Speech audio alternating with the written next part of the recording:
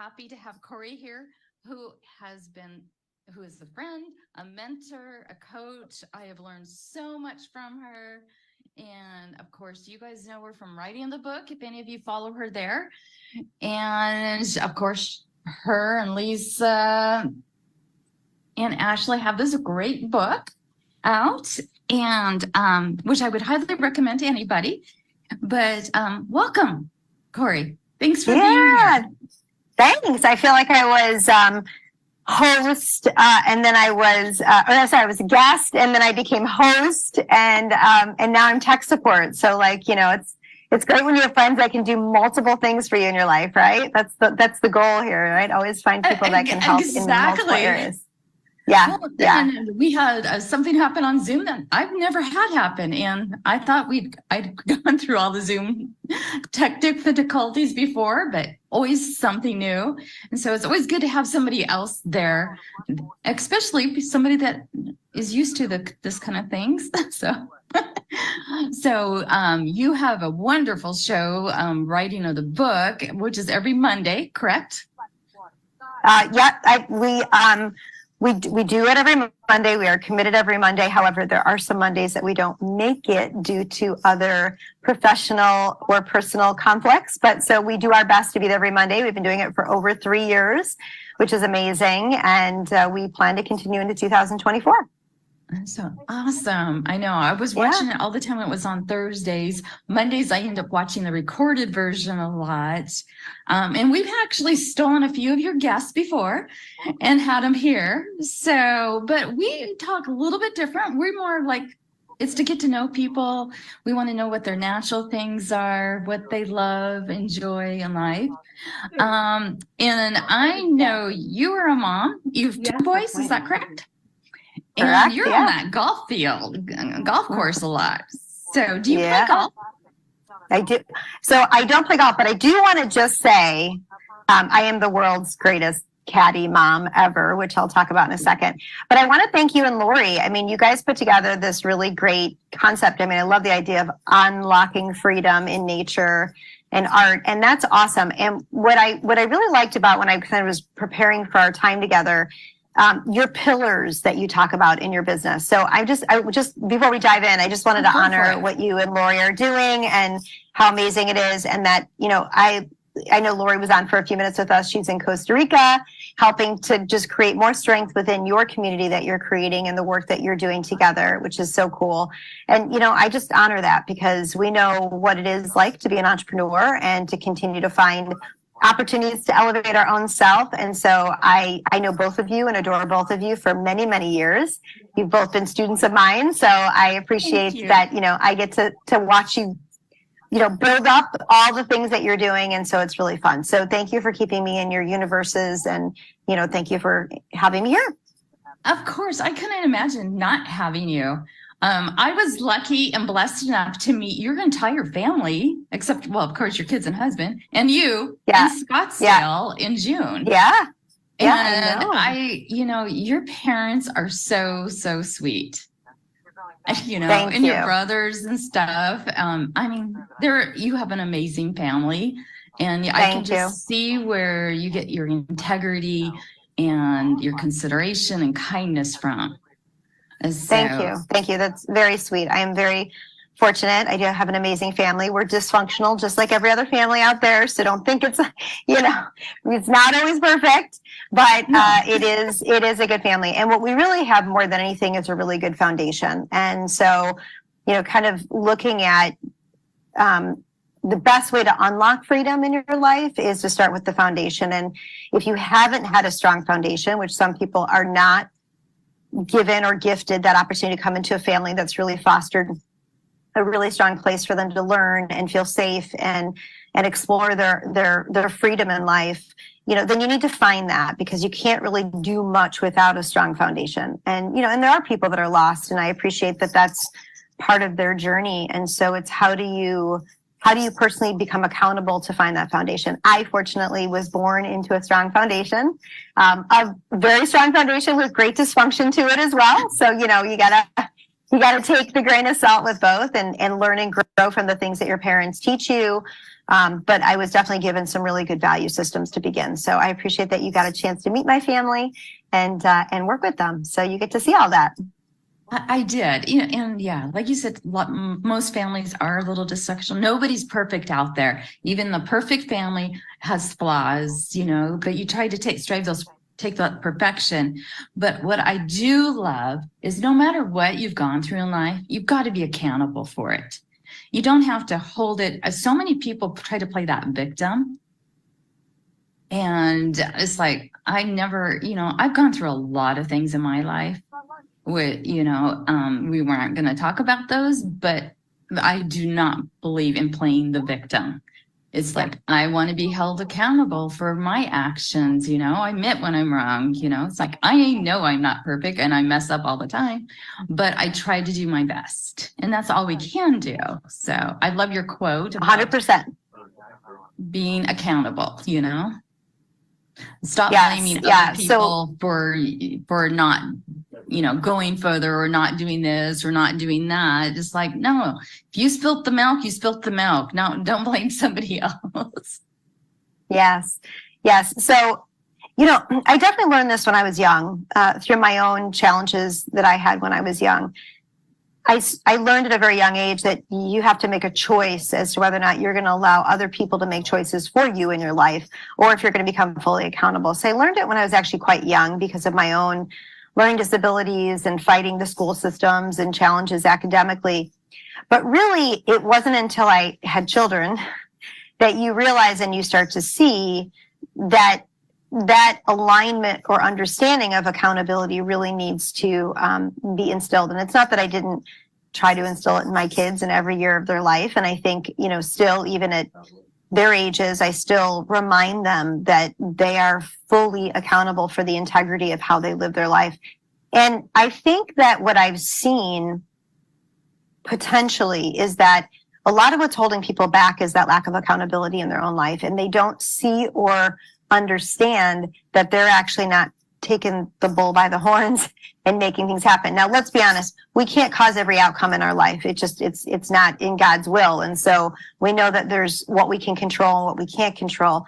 But that sense of true self and that sense of true understanding of what you are responsible for and to take responsibility around, what I've seen in my lifetime is it really can, we talk about it through manifestation and, as we talk about in our book and things like that. So whether it's taking accountability of the actions or taking accountability of your thoughts, those things are both really relevant in understanding accountability in your life. And so, yes, you had asked me what was the tip that I wanted to leave with the audience. And for me, the strongest message that I've seen throughout my whole life and continue, I'm not that old, continue to instill in everything I do, not just, again, in myself, but in the people that surround my life, particularly the ones that are closest to me, is really understanding that accountability and taking responsibility to continue to learn, grow, and be inward focused, even though, we're all taught that's selfish to be inward focused, but to be inward focused enough to realize that when you go inward, then you can go outward and impact so many different lives and businesses and people and charities and, just human nature, right? That you can do that. So that was my beneficial tip for your audience. Well, and it impacts them in a positive way. And so that's what I love. So thanks for sharing that tip. So one of the things I realized is because I had bought your book and I had read a little bit through it, kind of skimmed through it. When I did some referrals and stuff on it and bought it for friends. And then I didn't get a chance because I was right in the middle of writing my own book. And yes, you were. I read it the end of when I started reading your book more when mine was with my editor.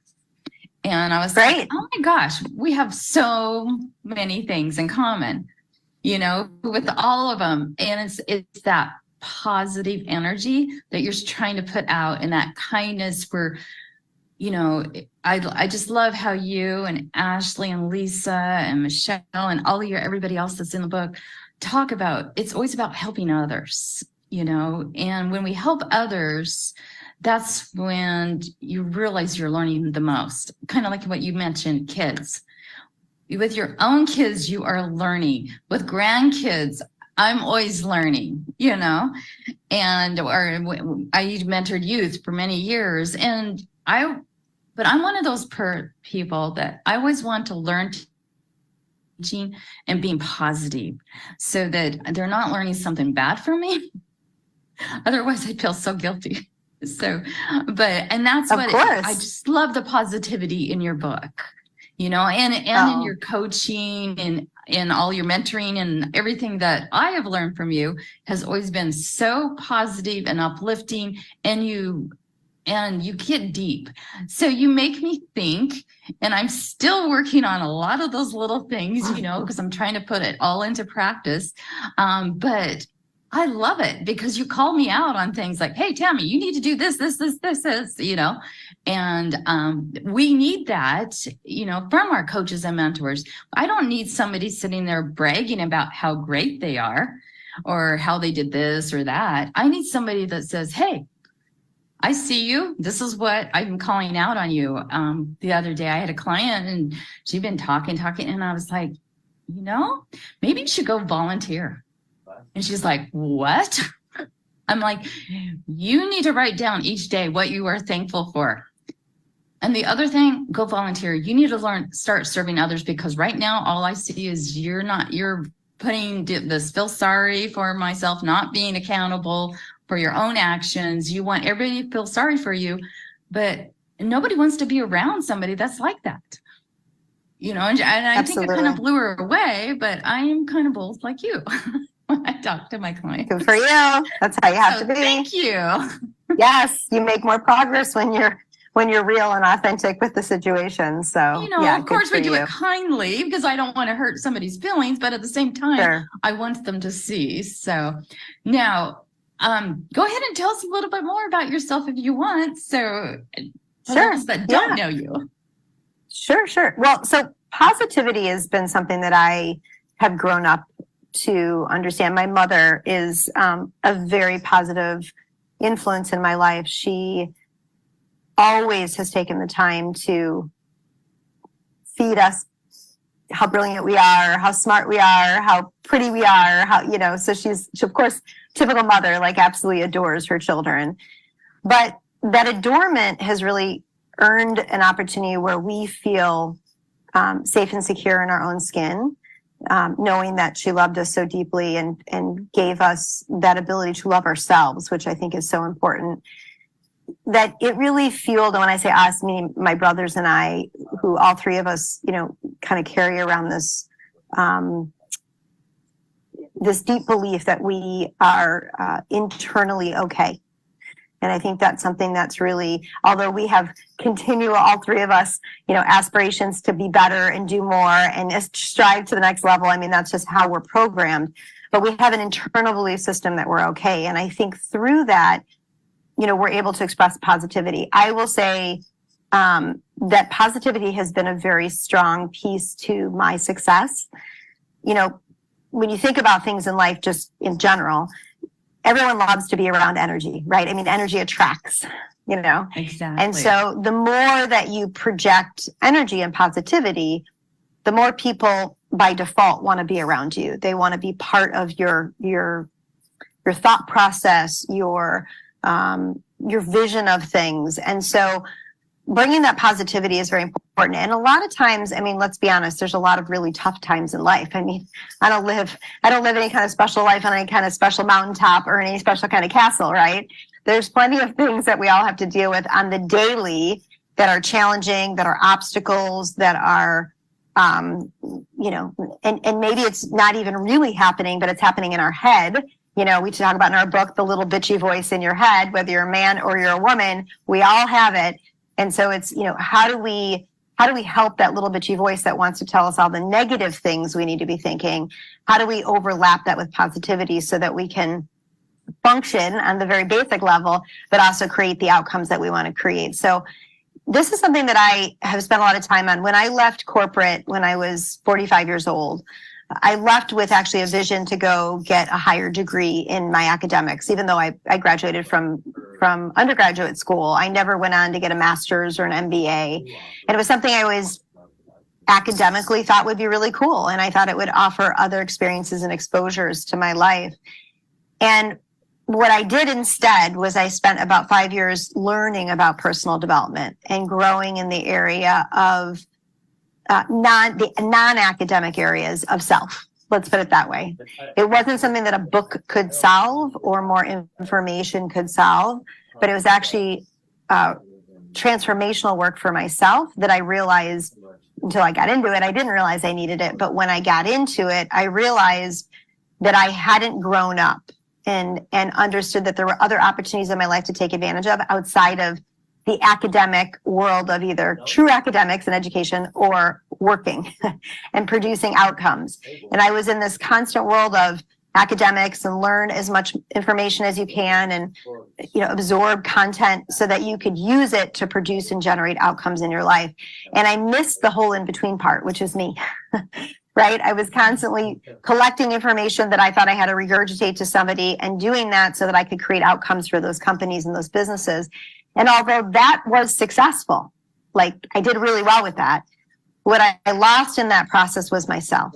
And so I went from a positive, loving, caring, feminine natured human being to becoming very robotic, hard, systematic, and really removing some of the fun out of my life that I really desperately needed to put back in. So when I was in my mid-40s was when I really created this big shift. And it came at the time when I left corporate. In fact, the day I left corporate, it was the next day that I actually had my first personal development program. And it was divine, the timing, the way it worked out. It wasn't meant that way, but it was divine the way that it worked. It was my last day at my job, and the next day I was going into this personal development. And it was really my first, I'd say, traditional training in personal development. However, I'm going to back up and just say, when and we talked about this a little bit before, when you have children, you see everything through a different lens, right? When my older son was 10 years old, and I don't know if I've ever really told the story, but when my older son was 10 years old, I was really freaked out because he's a Gemini. He's very, by nature, he could be the sweetest thing, and then he could be just really difficult to figure out. He wasn't going to bed at night, so he would stay up and read, which in hindsight is so funny. He would stay up and read till really late hours of the night, and my husband and I could not get him to go to sleep. So we thought, is he anxious? Does he have hyperactivity? All these things. And I was worried about him because he was just constantly in motion, could never sit still. And he wasn't actually hyper. He just needed to constantly have something. He became a very avid golfer, which you brought up at the beginning of the top of the session about me being on the golf course a lot. But I thought there was something wrong with him. And so I seeked out a child psychologist, and I went to the child psychologist and said, I'm really worried about my son. He's 10 years old, and these are all the things that are going on. And my husband and I were there, and we did like 2 sessions with this guy. And it turns out that this guy, his name was Bob, and he was not only amazing and probably in a lot of ways saved my life and me, but he happened to have been a child psychologist at the high school that I went to. So I had gone to a seminar, and he was speaking at the seminar. So I didn't go back to my high school to find this guy. I actually went to a seminar. It turns out he was a student counselor at the high school that I went to. And he didn't normally take on clients, but because of my weird connection to the school, he took us on.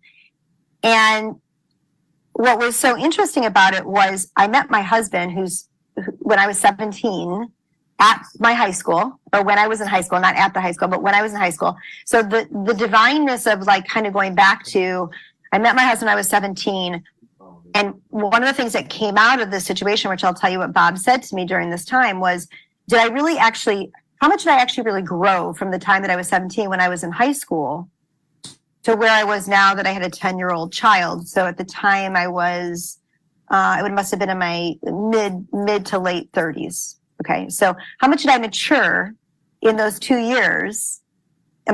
20 years between high school and where I was. And on the second meeting with Bob, so Bob said to me, okay, I've heard everything I need to hear. I got what your concerns are. I'm all good. You've made it clear. And the whole time it was about my son, right? Who's 10 years old, who has all these problems, who has all these issues. And Bob looked at me and said, okay, so here's the deal. He said, first of all, it's not your son who's fucked up. It's you who has the problem. Okay, so that was like, and he said it just like that. And I mean, there was no sugarcoating. Like, this is not your child's problem. This is totally a you issue. And you are creating the problem. And then he said to me that he was going to work with my husband and I. Like, his gift to us was that he was going to work with us until we figured out how to overcome this problem. Okay, so Bob like changed my life, right? Because what he clearly said to me was, you are passing the buck of accountability onto your son instead of taking accountability and responsibility for what's going on in your own life. And it was completely not what I expected. And I've never actually told that story. I didn't even tell it in the book, which is so interesting that it's coming up for me, Tammy, because it actually was what changed my life and made me realize that I wasn't taking full accountability for my life in my marriage, in my relationship with my child. I had one child. Well, I actually had two children at the time, but it was the one I was concerned about. Right. But it truly changed the face of everything for me. And I think if we all could just have a wake-up call like that in our life at some point. And then it wasn't till 10 years later, till my mid-40s, where I actually had the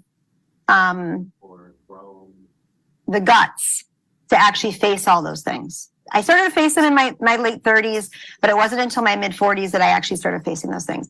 And that alone has changed so many and created so much amazingness in my life. Like, I always felt like I had an amazing life, always. Like, I never doubted it.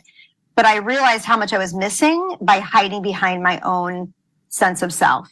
And so I think when you talk about positivity, which is where this conversation started, understanding how positivity and creating outcomes for yourself is such an inherent thing. And how do we teach young people that? I don't know. I'm still trying to figure it out.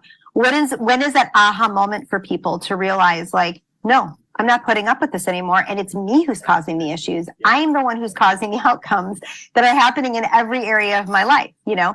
And if I'm not causing it, then I need to be accountable enough to walk away from whatever that issues are that are going on that I can't control, right? So it all comes back to understanding that. And I think that's really been such an important part of my journey, that when I turned 50, and that was a couple of years ago, I said, it was at that point in my life that, and even today in the world we live in, which is highly insane, that if something happened and I was no longer here, I actually feel like I've accomplished the greatest gift I could have expected myself to accomplish. And I know the good news is what I've done in that transformation I've gone through has definitely, I don't know that it's completely sunk in for my kids, but they have definitely seen how important those things are. And I've made it a huge priority as a parent to teach them those things. And clearly outside of impacting my clients that I absolutely love and other business ventures that I'm involved in and my husband's life and my friends. But for me, my children are my legacy, and they will carry on the richness and value that I can leave and instill in them. And I feel like I've done that, you know, and I will continue to do that until I'm no longer here. But that is our responsibility as parents and as good humans to the earth and as good citizens, is to continue to evolve ourselves and evolve those that are closest to us that we can impact. If we all did that, we know that the earth would be a much better place. And it's not very kind right now. It is not very kind. And so if there's a message I can impart for everybody to consider is, where can you leave an impact beyond your own legacy that you can pass on to others? And you said to your client, go do charity, right? Go give those value systems to other people. Yeah, because then you internally can see what you need to do more of to get there. So I love that. Thank you for letting me tell that story. That was actually really cool that I thought about that, because I hadn't thought about that in years. Thank you for sharing. And what's funny is I know several counselors and therapists. My sister's one. And they say, they a lot of times say, if only the parent would realize they're the problem. I realize that by a mile, right? It's, you know, a lot of times we're always thinking it's the other people or so, and then we realize, oh crud, it's me. And that's why I said, when I'm working with youth and I knew, it's like, I'm not going to use any excuses from my past, because my past was not the Leave It to Beaver type household. It wasn't at all. It wasn't like your household.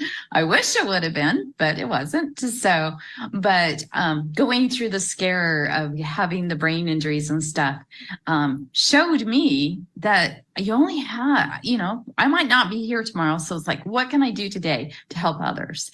And one of my young clients, she's only 16, and when I'm coaching her, I have her writing down every day what she's thankful for in her journal. And then I also have her doing 5 things a day. It started with 1. At school, I want her to smile or say a kind word or help somebody or sit by them, to help her. And she's loving it, and she keeps adding more to it, but that's what I want to see. I want my grandkids to be those kids that are reaching out, helping others, and sharing that kindness, because one of my, it was a pastor a long time ago. They used to stand on the corners and have signs up and like, you're going to hell and all this stuff. But what they realized, when you're shouting and screaming all the time, nobody wants to listen to that. Nobody wants to be around you. And they realized they didn't help anybody for years. So it wasn't until they started loving on people, being kind, helping, that they actually made a difference. And it's like, when you hear stories, when people realize it's not about shouting and protesting and stuff, it's about being kind and being that example of what we want to see in others. And like you said, when I was down in Scottsdale, I was in rooms filled with nothing but positive people. It was so amazing, because it gets you so energized. Or when we're talking on the phone, or when you're one-on-one, when you're not around somebody positive, it's like you come depressed. Or if you turn the news on, after 10 minutes of the news, you're just like, oh my gosh, I can't listen to that. If you start your day with that, it's not a positive way to start the day. No, not at all. And I like that you brought up kindness, because look, as hard as I've been on myself to find better pathways and, remove some of the things that I allowed to become, I was too occupied on in my life. Also kindness for self, right? I'm all about, I am not inherently a selfish person, but I've realized how important it is to be selfish in our lives, because the more that we inherently look at ourselves first, and it's good old saying, put the oxygen mask on yourself first before you put it on somebody else. That inherent saying is really so true. And so, before you can give kindness to other people, or maybe while you're giving kindness to other people, you can realize how you can be more kind to yourself, right? And so, in the time of my beautiful friend Bob evolving all the things that I realized, I would call my husband after these sessions and be like, oh my God, I'm like so horrible.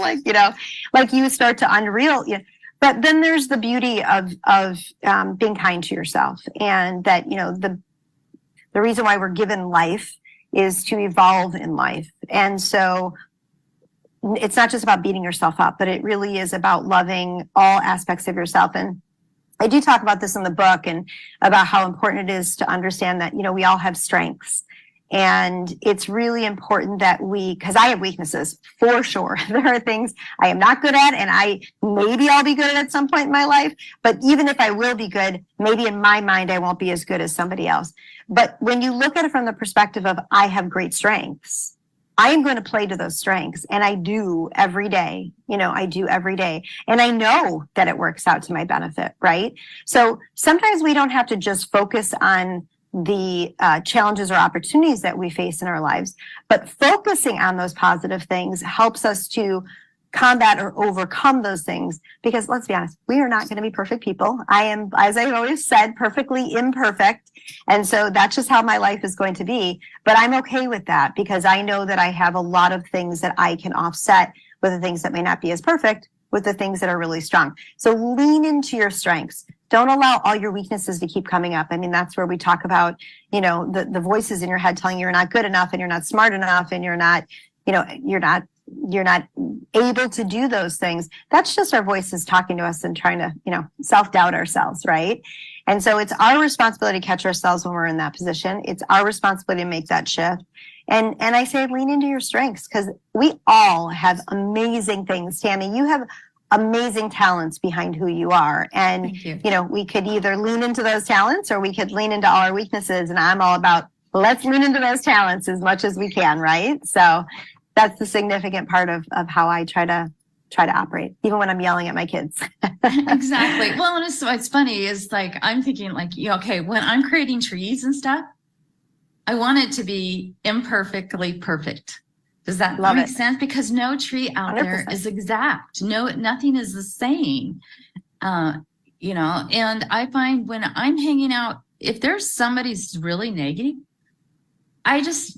I walk away, because it's like, I don't need that. If they're tearing you down, always making fun of you, they're not, giving you at least a, like, hey, great job, occasionally, support, positive, then they're really not your friend.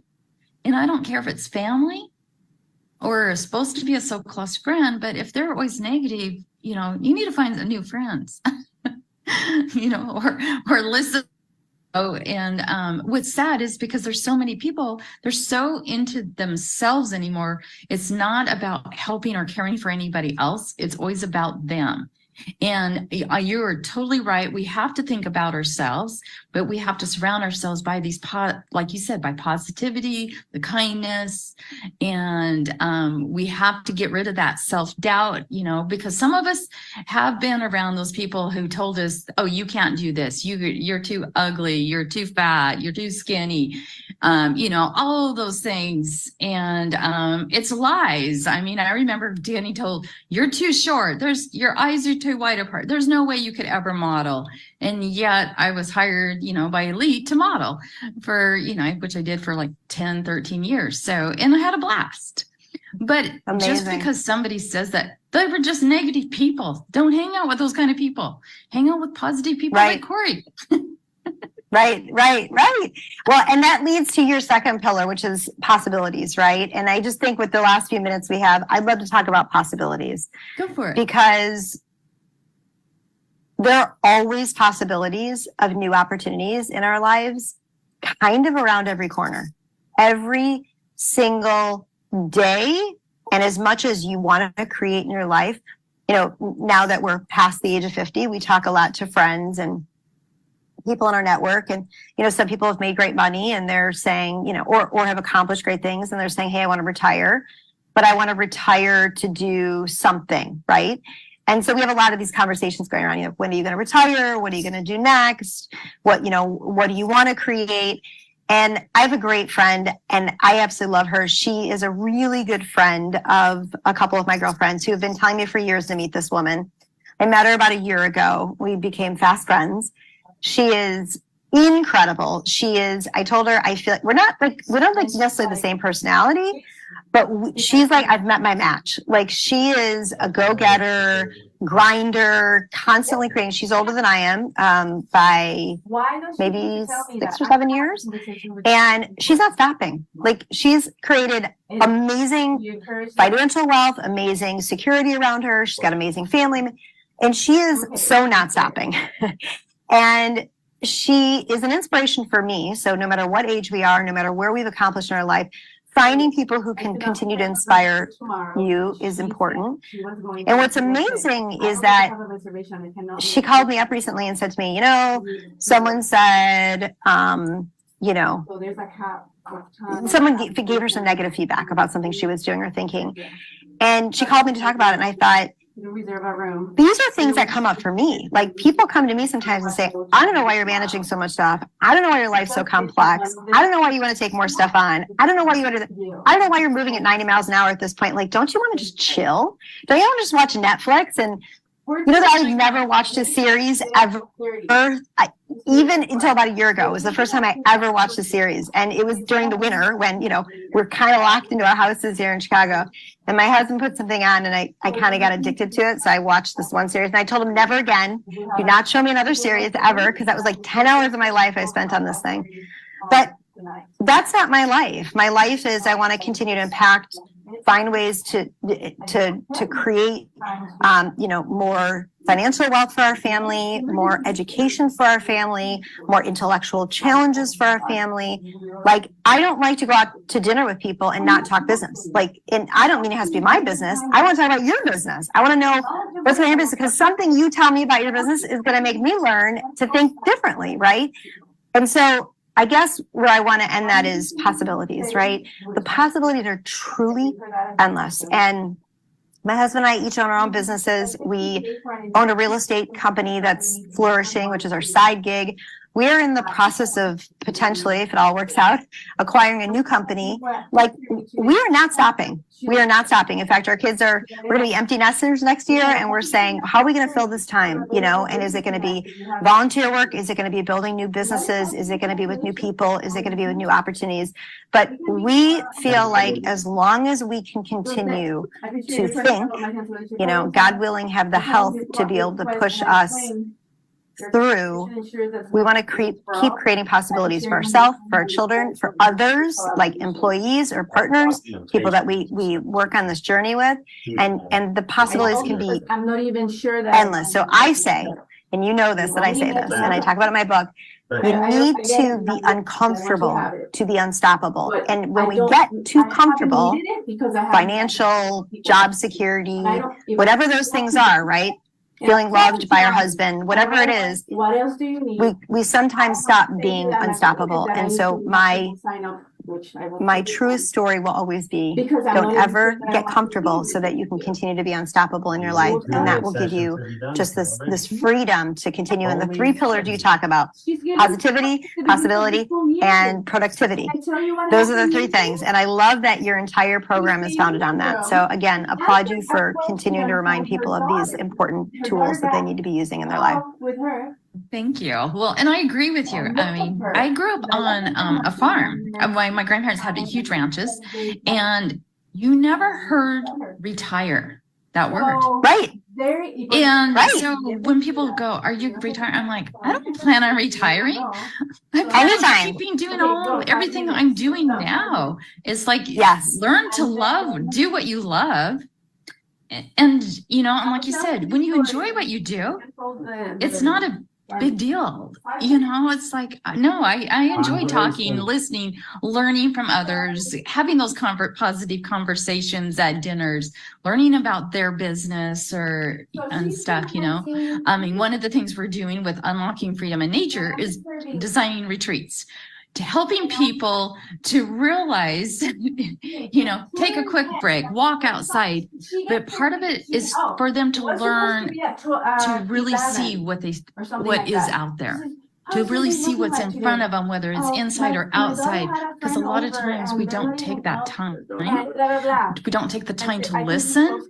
And so that's kind of what our virtual retreat that's coming up next week is going to be on, is teaching them how to listen, how to see different things. We're trying to approach it a little differently than most places, businesses. So I don't know. That's just what's been on our heart, and then we're taking it there. So I love it. So Congratulations. thankful, but we have that question. So your sons are both, they're both golfers, correct? They are competitive golfers, yes. And they seem to be doing very well. But that's not. They are. I mean, look, at any sport at that level is extraordinarily competitive, and it's it's tough. There's somebody else younger, better, stronger. I mean, it's constant. That is life, right? People are always gonna, some days you win, some days you lose. But it's really interesting, and I'll leave you with this thought.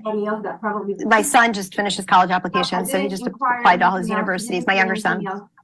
And he wrote his main essay about what he calls his greatest teacher, which was golf, and the experiences that he's had through his life of golf and what it's taught him. And to me, the sport of golf, and even before, I actually didn't help him write it. He wrote it. I helped him edit it, as a good parent should, right?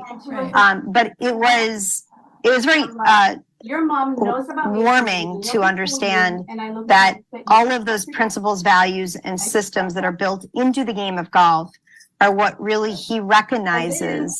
So the game itself is great, right? Like he plays, he wins some, he loses some. He'll play golf forever. He'll always be able to go out there and, you know, kick butt on the golf course, and people will be impressed with that. Can't really hit anything, but I physically, it's a great, right. It's a fun sport. You get to, you know, good camaraderie. I mean, I'm out there all the time, even though I don't play golf. I'm out there like every round I can be with the kids and my husband. But it's the principles and the values that are inherent in the game of golf. And this is truth in a lot of sports, right? I grew up an athlete as well. But in golf in particular, which is a very mental sport, but just to stay focused on that, is also, there's a lot of really important things between honesty and integrity and humiliation and, you know, all those things that go along with being a high profile athlete. My son was the team captain, and I was his coach, and I didn't know this, told us when he wrote his letter of referral that the team at the high school that he goes to is actually, it's the most competitive team to make at our high school. That's how hard it is.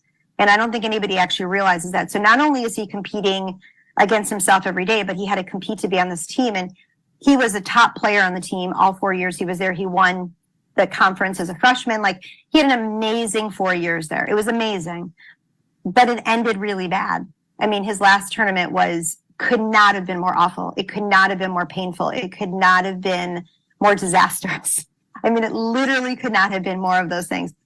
And so what do? Because we jumped on a plane and I took him out of town. And when we got there, I said to him, we're not running from your problems. That's not what we're doing here this weekend. We're here so that we can correct and reframe what just happened. Because I taught him that sometimes you have to do that, right? Because it was a huge blow. I mean, it was the biggest blow ever.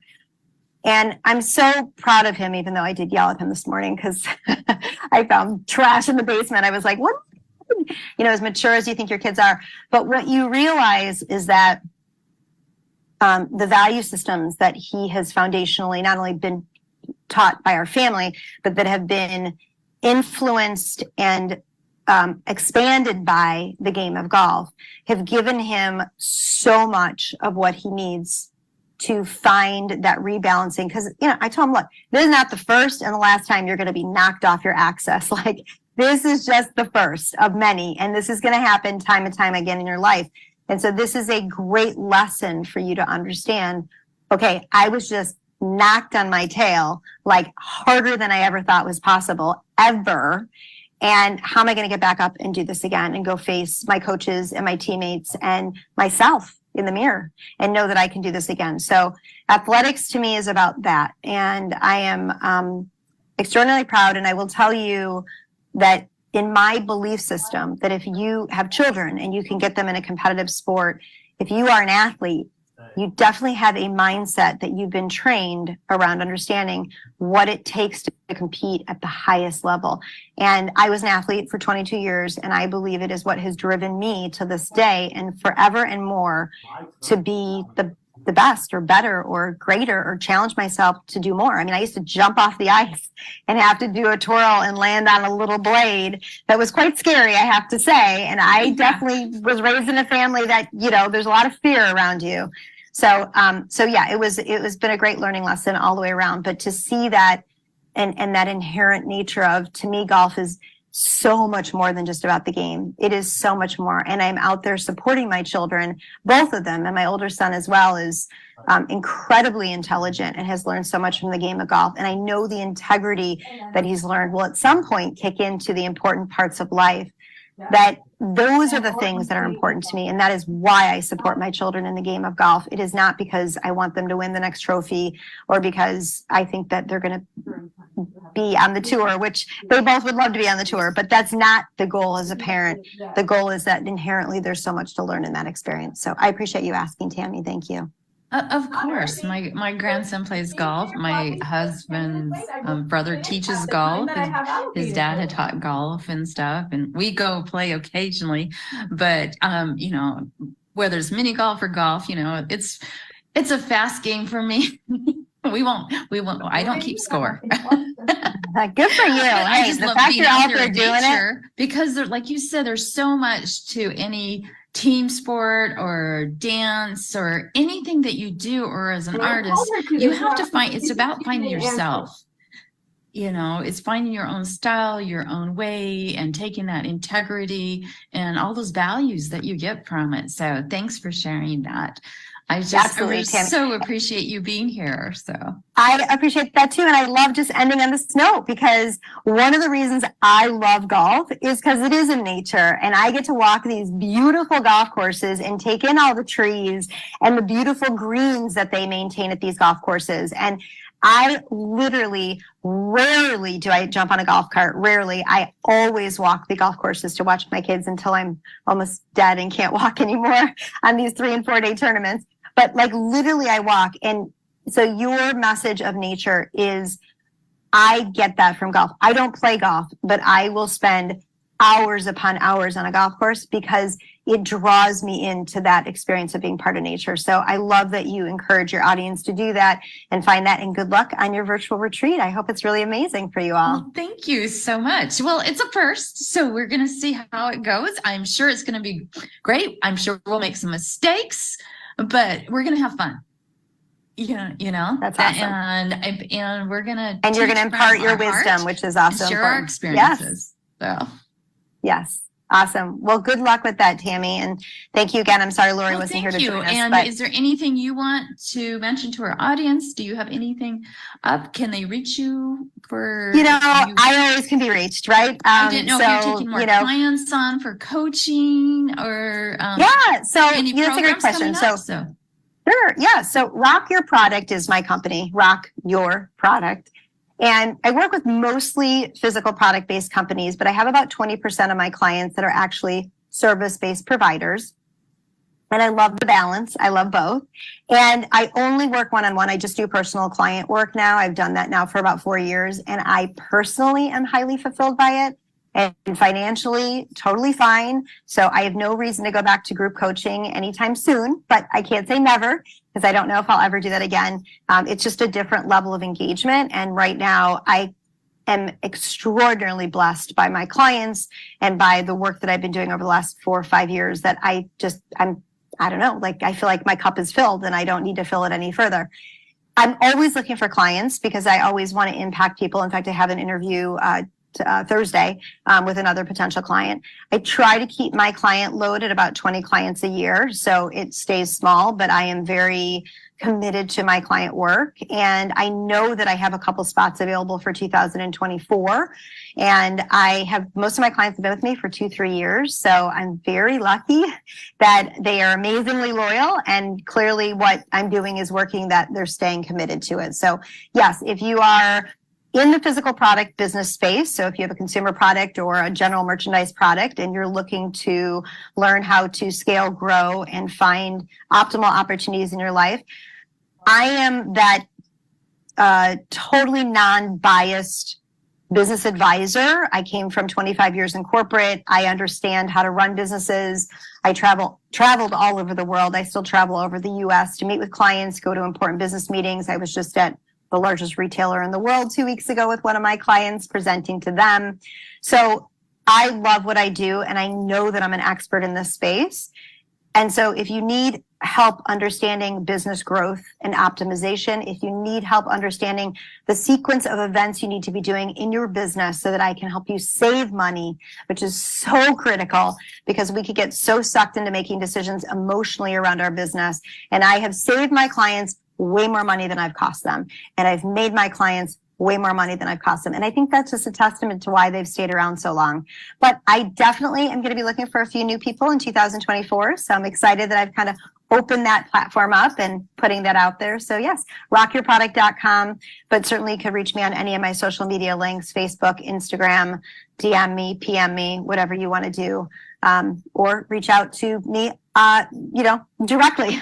Send me an email. You can reach me at Korie, Korie. So Korie at rockyourproduct.com. Super easy. If just anybody email has me. any questions, just leave them here, because I know a lot of our people watch later because they're at work and different things. So just leave your questions here and I'll be sure to answer, or Korie can come on and answer. Yes. And we'll put her links. And I will say, I testify that Korie is a great coach. I couldn't imagine anybody else better. So I love having coaches and mentors.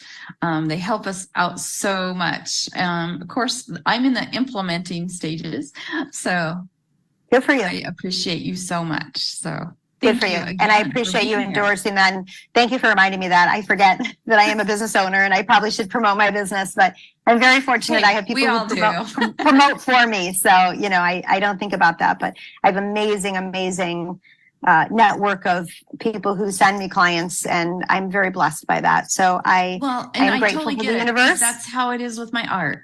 I have people that send me clients all the time, and I appreciate it. So that's right. That's right. We always do. So thank you so much for giving me a chance to give back. And I love you and I love your community. And I'm certainly grateful that, you know, we continue to be able to share strong messages and pass wisdom on to other people in some way, shape, or form. Of course. Thank you. I love you. And I would love to have you back on even again later. So okay, sounds good. Keep me posted and I'm here to support you and Lori. Yes. Good luck with things. Have a great time at your retreat. All right. Thank you.